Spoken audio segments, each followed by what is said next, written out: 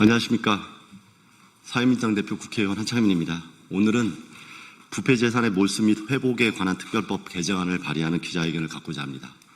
이 법은 전세 사기와 고리대금 범죄 수익을 피해자에게 반환하는 법입니다. 오늘 기자회견에 먼저 함께해 주신 분들 소개시켜 드리도록 하겠습니다. 이번 기자회견은 전세사기 깡통전세 피해자 전국대책위원회, 그리고 전세사기 깡통전세 문제 해결을 위한 시민사회 대책위원회, 금융소비자연대회의, 그리고 각 로링주빌리 민변 민생경제위원회 등 이 관련 대책위에서 활동하시는 시민사회단체가 같이 공동 주최하게 됩니다.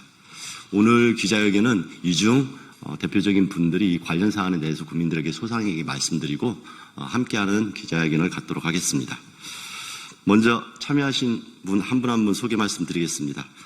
이철빈 전세사기 깡통전세 피해자 전국대책위원회 공동의장님 모셨습니다. 안상미 전세사기 깡통전세 피해자 전국대책위원회 공동위원장님 오셨습니다. 안사나 서울시 영등포구 대림동 전세사기 피해자 분 오셨습니다. 그리고 마지막으로 금융정의연대 김득유 대표님 함께해 주셨습니다.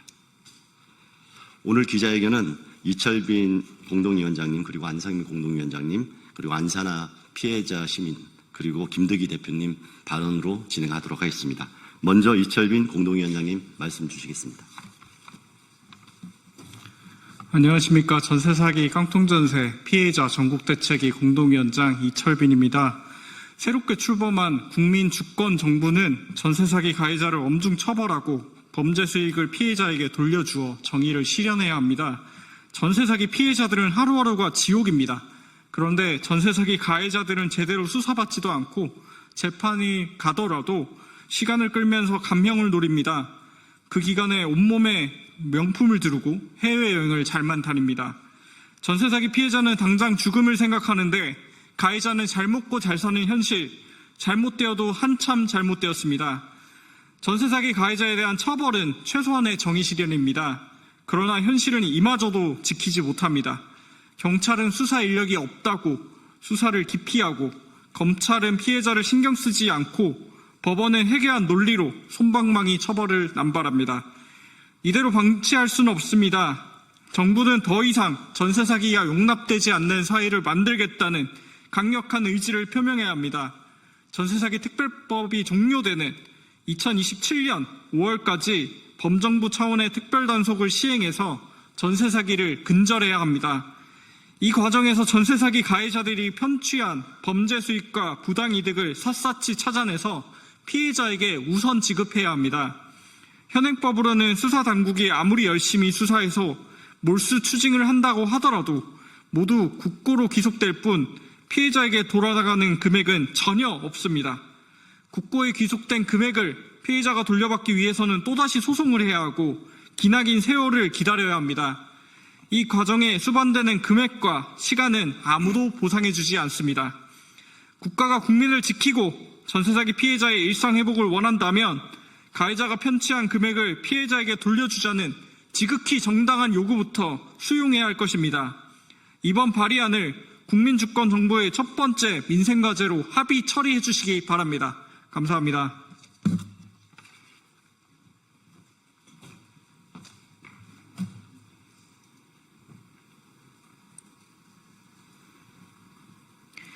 안녕하십니까. 전국 전세사기 피해 대책위원회 공동위원장 안상미입니다. 먼저 저희가 피해를 입은 지 처음 기자회견 할 때부터 간절히 바랬던 법안이 이렇게 한창민 의원님을 통해서 발의된 것에 대해서 너무나도 감사드리고 이 자리를 또 채워주신 여러분들께 감사드립니다. 저는 인천 미추홀구의 건축주, 바지 임대인, 공인중개사, 관리사무실의 조직적인 전세사기 일당의 피해자입니다. 피해 사실을 인지하고 보증금을 돌려받기 위해 민사소송을 알아봤으나 소송은 가능하나 돈 없다 하면 돌려받을 길이 없는 것이 현실이었습니다. 그래서 정부를 향해 소리쳤습니다. 현행법으로는 범죄단체 조직죄만이 자금을 역추적하여서 재산 몰수가 가능하다기에 철저한 수사를 요구했습니다. 저희는 전세보증금을 돈을 가져간 건축주 일당에게서 받고 싶었습니다. 그러나 3년이 지난 지금 상식과 맞지 않는 법적 해석으로 범죄 조직을 입증하지도 못했습니다. 결국 가해자들은 대부분 풀려나고 집행유예로 마치 자신들이 피해자인 양 당당하기 그지없습니다. 지금의 특별법 또한 경매 차익으로 일부 지원이 되긴 합니다. 하지만 가해자들은 책임을 지지 않고 면제된다는 것이 피해자 입장에서 너무 억울하고 뒷북치는 법원의 판결 또한 전세 사기가 더 진흥화되도록 뒤딤돌이 되어주고 있는 형국입니다. 여전히 전세 사기 특별법까지도 임대인의 사기 의도를 피해자가 입증해야 하며 결국 모든 책임을 제도와 가해자가 아닌 피해자에게 지우는 것 또한 전혀 바뀌지 않았습니다. 계약 당시는 돈을 돌려주려 했으나 지금은 없어 배째라고 하면 전 재산을 잃고도 고소도 하지 못하는 경우가 지금 현실에서도 비일비재합니다. 저는 이에 대해 두세 가지 제안을 하고 싶습니다. 먼저 여기 계신 사회민주당 한창민 의원님이 발의하신 부패재산을 몰수하여 피해자에게 돌려주는 것이 하나입니다. 무자본 갭투기를 비롯한 전세 사기꾼들은 자이든 타이든 전세금 반환을 할 수 없는 상황을 미리 인지하고 자산을 빼돌려 경매나 파산으로 책임을 회피하려 합니다. 반드시 자금 흐름을 역추적하고 몰수해서 피해자들에게 배상하게 함으로써 피해자들을 보호하고 법을 악용하는 사기꾼들이 없어지도록 해야 합니다.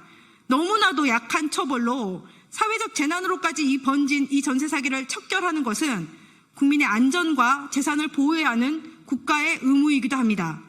그리고 또 하나는 날로 진흥화되고 있는 다양한 유형의 전세 사기를 단죄할 수 있는 전세 사기 범죄의 범죄 명목이 신설되어 보증금을 반환하지 않으면 범죄라는 사회적 인식을 확립하고 전세 대출 시 보증금의 상환 의무는 임대인이 내게 하고 이자는 임차인이 내게 하는 의무 주체를 분리해서 보증금도 채무임을 인식하게 해야 합니다.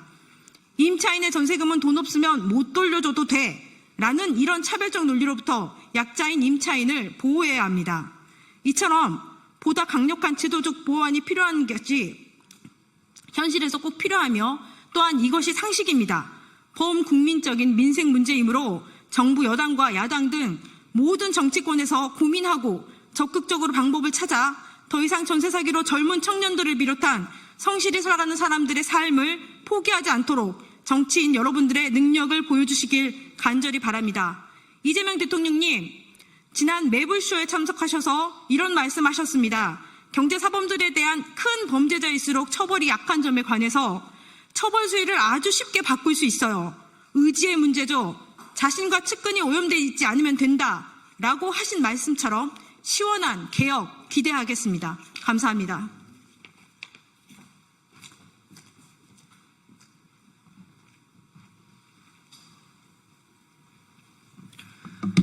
안녕하십니까. 저는 지난 4월 영등포구 대림동에서 전세사기 피해를 입은 안사나라고 합니다. 앞서 말씀해 주셨던 미추홀구 피해로부터 몇 년이 지났지만 전세사기 문제는 끝나지 않았습니다. 지금 이 순간에도 계속해서 발생하고 있는 문제이기에 정부 당국은 조속한 해결을 해야 할 것입니다. 전세사기로 발생한 피해액은 피해자들에게 환수되어야 합니다. 저희는 얼마 전에 처음으로 이제 형사고소를 진행을 했습니다. 그러자 이제 친구들로부터 얘기를 들었는데요. 야, 다행이다. 이제 한 걸음 떼었구나. 축하한다. 뭐 이런 얘기를 듣긴 했습니다만은 사실은 한 계단 넘은 것이 아니라, 단 하나의 언덕도 넘지 못한 것입니다. 그것은 왜 그런가? 형사고소를 통한 처벌이 완료되더라도 피해자들의 피해 복구와는 관련이 없기 때문입니다. 가해자에 대한 엄중처벌은 분명 중요한 문제입니다. 엄중처벌하는 선리를 세워가지고 다시는 이러한 짓을 하지 못하게 만드는 것 중요합니다.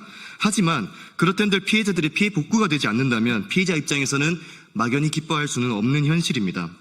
현재 피해자들에게 형사고소란 전세 사기 피해자 인정을 받기 위한 하나의 절차에 불과한 현실입니다. 임대인이 고의적인 기망의 의도가 있었는지를 사기죄 처벌이라는 명목으로 증명하기 위한 수단에 불과한 현실입니다. 그래서 피해자들은 자신들의 피해를 복구하기 위해서는 민사를 따로 진행을 해야 합니다. 물론 그마저도 대책적으로 보완할 지점들이 많습니다. 민사를 승소한들 실제 돈이 집행되는 것은 역시 또 다른 이야기이기 때문입니다. 다만 피해자들이 형사고소를 진행하고 이어서 민사고소도 따로 진행을 하는 이런 이중고는 덜어져야 합니다. 너무 힘듭니다. 이미 저희 피해자들의 삶은 무너질 대로 무너져 있습니다. 그러나 한 걸음부터 이번 법률 개정안을 두 팔 별로 환영합니다. 힘써주시는 한창민 의원님께도 감사의 말씀을 드립니다. 전세 사기 문제는 헤쳐나가야 할 고개가 너무나도 많습니다. 이번 한 걸음이 이재명 정권 아래에서 전세 사기 문제를 온전히 해결할 수 있는 그 첫 단추가 될 수 있기를 진심으로 바랍니다. 감사합니다.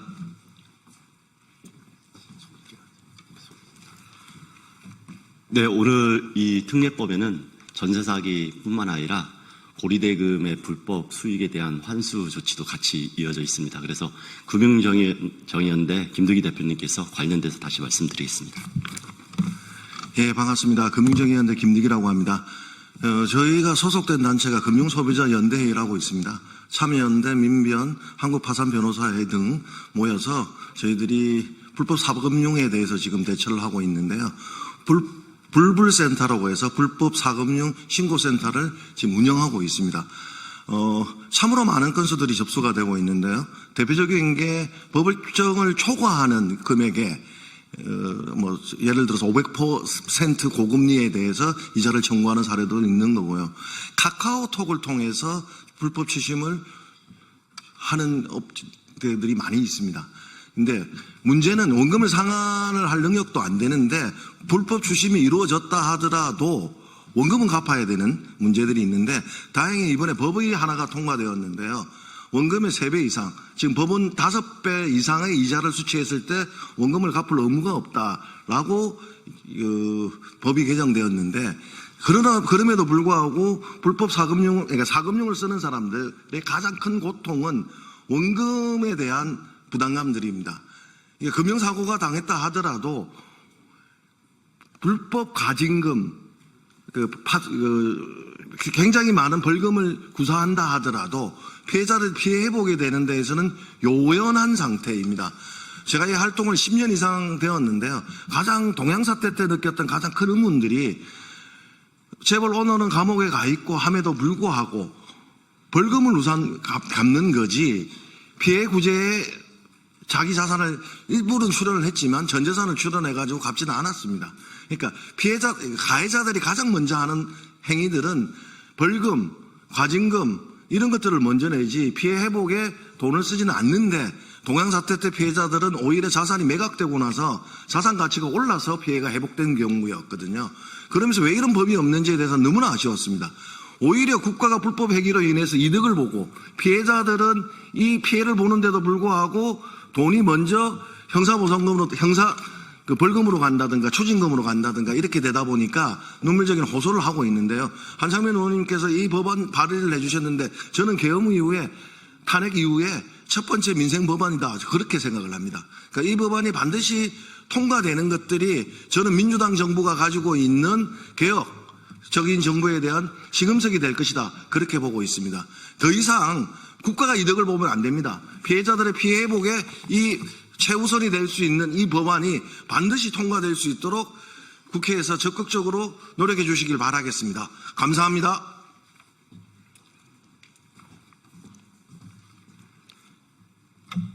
네, 마지막으로 이 법안 관련해서 기자회견문을 낭독하도록 하겠습니다. 존경하는 국민 여러분, 사회민주당 대표 국회의원 한창민입니다. 전세 사기와 고리대금 범죄는 서민의 삶을 망가뜨리는 악질적인 민생 범죄입니다. 그런데도 이 범죄 수익을 국가가 제대로 몰수 추징하고 피해자에게 돌려주는 법이 없습니다. 아주 개탄할 만한 상황입니다. 이를 바로잡고자 오늘 우리는 부패재산의 몰수 및 회복에 관한 특례법, 일명 전세사기 고리대금 범죄 수익 피해자 반환법 개정안을 발의합니다. 이번 개정안에는 첫째, 전세사기 범죄로 생긴 수익을 국가가 몰수 추징하고 이를 피해자에게 돌려주는 내용을 담았습니다. 전세사기 범죄와 관련해서 현재까지 국가가 공식적으로 인정한 피해자만 2025년 5월 31일 기준으로 3만 400명입니다. 그리고 이 피해자들의 임차 보증금 총액은 4조 428억 원에 달합니다. 국가가 인정한 경우에 한정한 것으로 이는 전체 전세사기 피해를 보면 빙산의 일각에 불과합니다. 현행법에 따르면 전세사기 피해자들의 피해를 조금이라도 보상받으려면 범죄자를 대상으로 민사소송을 통해서 법정 싸움을 벌이는 수밖에 없습니다. 이런 현실을 조금이나마 개선하기 위해서 국가가 몰수 추징하고 피해자에게 돌려줄 수 있는 제도가 필요합니다.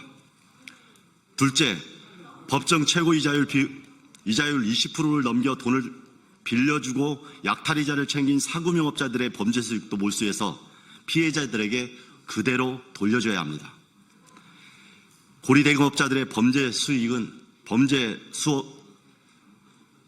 고리대금업자들의 범죄 수업은 매우 잔인합니다.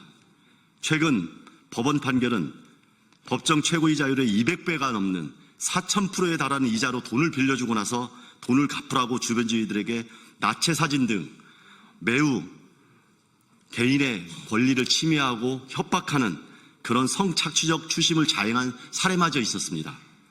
이런 일이 비일비재하다는 것은 이미 우리 국민들 사이에서는 공공연한 진실입니다. 현행법에는 이와 같은 고리대금업자들의 범죄 수익을 몰수 추징하기 위해서 하기는 일부 해당하는 내용이 있긴 합니다. 하지만 피해자에게 돌려주는 규정이 없습니다. 국가의 명백한 직무유기라 아니할 수 없습니다. 실제로 검찰은 2024년 약 666억 원의 범죄 수익에 대해서 보정 결정을 내놨지만 돌려주지 않았습니다. 그래서 몰수 추징한 금액을 피해자들에게 돌려주는 조항은 반드시 필요하고 이번 법안에 그 내용을 담았습니다. 오늘 발의하는 이 법안은 모든 민생경제 범죄 수익을 몰수 추징하고 피해자를 특정할 수 있다면 모두 돌려주는 원칙을 만드는데 조금이나마 기여할 것입니다. 비록 반환 금액이 충분한 보상에는 미치지 못할지라도 이것은 그동안 피눈물을 흘리는 우리 서민들에게 마땅히 국가가 해야 할 최소한의 책무입니다. 이 법이 국회에서 본회의를 통과해서 반드시 피해자들에게 조금이나마 위로가 되길 진심으로 바랍니다. 동료 의원님들께서도 관심 가져주시고 가장 빠르게 민생 법안으로 통과시켜 주십시오. 이상으로 오늘 기자회견을 마치도록 하겠습니다. 고맙습니다.